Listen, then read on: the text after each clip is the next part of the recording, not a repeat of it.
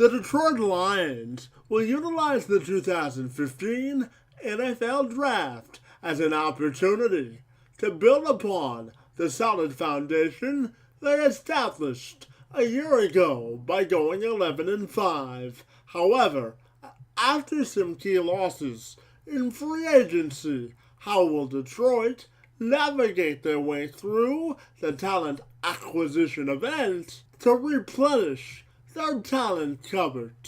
I spent some time with Rick Staving, an NFL draft analyst for RantSports, to get his view on which direction the Lions will go.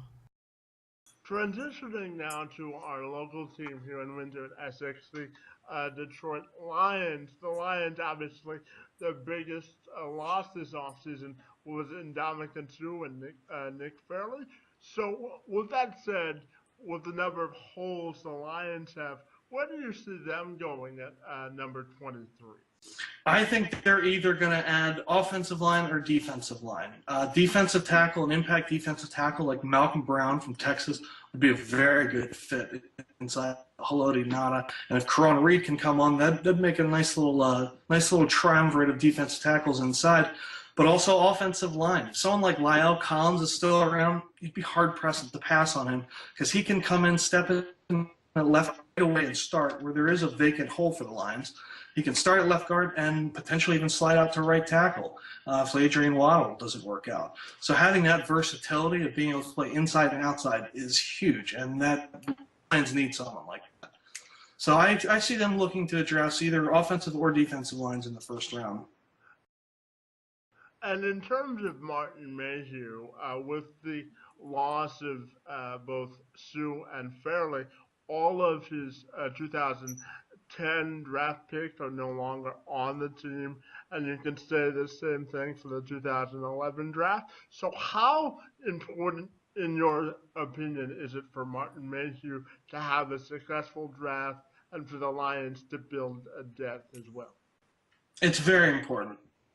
There are off years for the draft. You can't. One bad draft class can hurt a team for years and years. So there's zero room for error, and it's important that you have to build your team through the draft. All of the teams in the NFL are built through the draft. They're not built with high-priced free agents. You have to draft good players, and even more importantly, you have to retain the players that you draft. Green Bay is phenomenal in this aspect, and the Lions, all the talent that they have on their team are guys that they drafted, but they have to retain those guys. They can't be letting them sign free agent deals elsewhere. And in terms of outside of defensive tackle and offensive tackle, what are some other areas you see the Lions addressing with the remaining picks in the draft? I'd say cornerback, receiver, and running back. And depth along both lines is paramount every year. And they obviously lost Reggie Bush in free agency and chose not to re-sign him. So we just talked about running back. How important do you think it will be for the Lions to look at that position specifically in the draft? I think that they're going to need to address the position. I don't think they have anyone on the current roster that is a feature back or anyone that is for the position. If they don't go first round, if they don't look for someone like Melvin Gordon or Todd Gurley in the first round, then I think second round would be a great spot for them to look. Guys like Jay Ajayi from Boise State, Kevin Coleman from Indiana. These are guys that could be around. Amir Abdullah from Nebraska would be another good fit. So this is a pretty decent class of running backs, and second round is a good spot to start looking for guys to fall. And in terms of the Lions as a whole, what would you constitute as a successful draft for them? I'd say finding a starting left guard, adding a playmaking wide receiver, depth to offensive end, defense, and secondary. If they can somehow find an impact defensive tackle, that would be great too. So, Rick, if you could give me just an overall view of the state of Michigan players, both at Michigan and Michigan State, and how they stack up for this draft as a whole. Well, Michigan State has the better prospects this year. Trey Waynes is going to be an early pick, and he's an absolute stud at cornerback. But the Wolverines have some talent too. This isn't one of their better draft classes.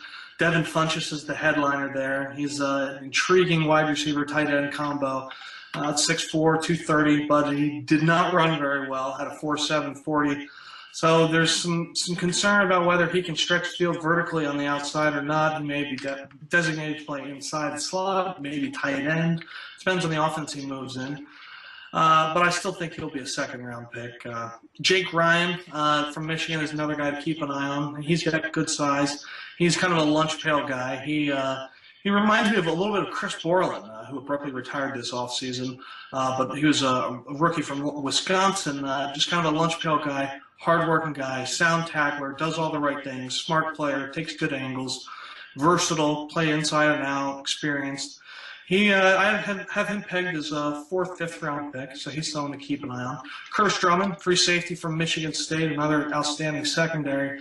Another player from outstanding secondary, Michigan State.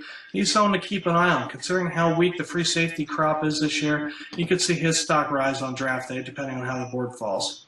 For the Two-Man Advantage Podcast, I'm Kevin McShan.